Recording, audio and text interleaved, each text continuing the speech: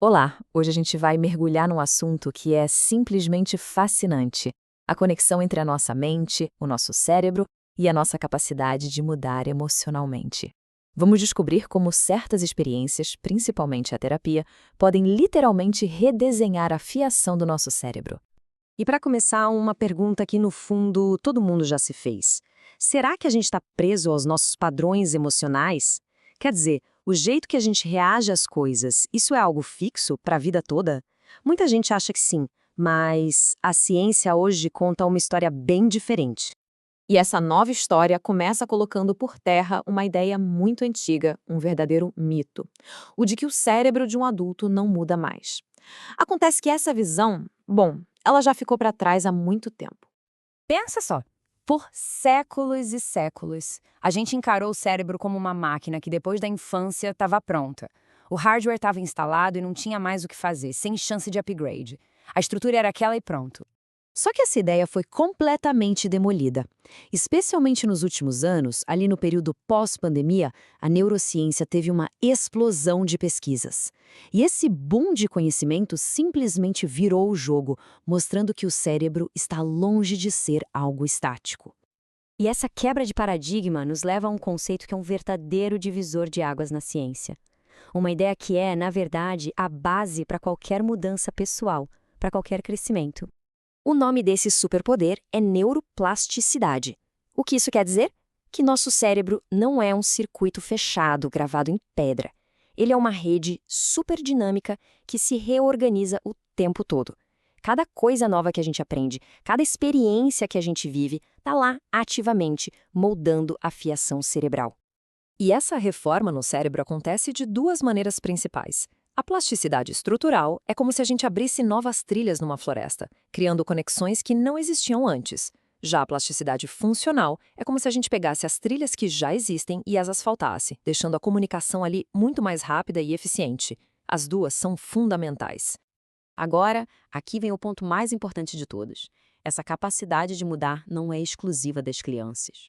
Pesquisas super recentes, como as de Zatorre em 2021, provam que essa habilidade continua com a gente a vida inteira. O cérebro adulto tem uma capacidade incrível de se adaptar, o que permite que a gente continue aprendendo e mudando, não importa a idade.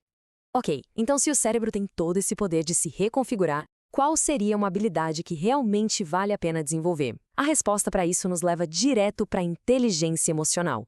E olha só que interessante.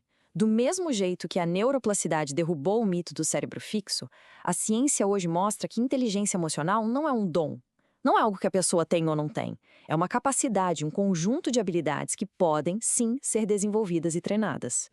O modelo famoso de Mayer e Salovey ajuda a gente a entender isso como uma escada de 4 degraus. O primeiro é perceber as emoções. O segundo, usar essas emoções para pensar melhor. O terceiro é entender a complexidade delas, por que elas mudam. E lá no topo, o mais desafiador de todos, aprender a regular, a gerenciar as emoções. Um degrau prepara para o próximo. E essa regulação, que é o nível mais alto, é basicamente uma conversa. Ou, para ser mais exato, às vezes é uma verdadeira batalha que acontece entre duas áreas bem importantes do nosso cérebro.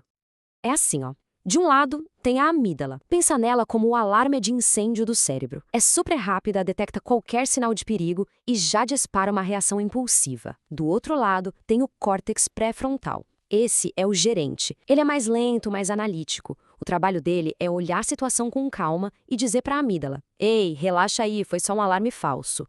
Desenvolver inteligência emocional é, em grande parte, fortalecer a voz desse gerente. Certo, mas como é que a gente fortalece esse gerente?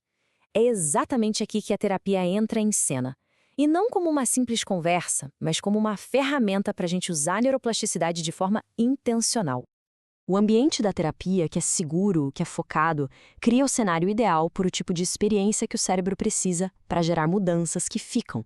A terapia, no fundo, é um treino de alta performance para os nossos circuitos neurais. Mas como é que isso acontece biologicamente falando? A terapia atua de algumas formas bem concretas. Ela ajuda a enfraquecer velhas respostas de medo. Ela permite que o cérebro revisite memórias e mude o volume emocional delas, um processo que a gente chama de reconsolidação. E, o mais crucial, ela fortalece fisicamente as estradas neurais que ligam o gerente, o córtex pré-frontal, ao alarme, que é o sistema límbico.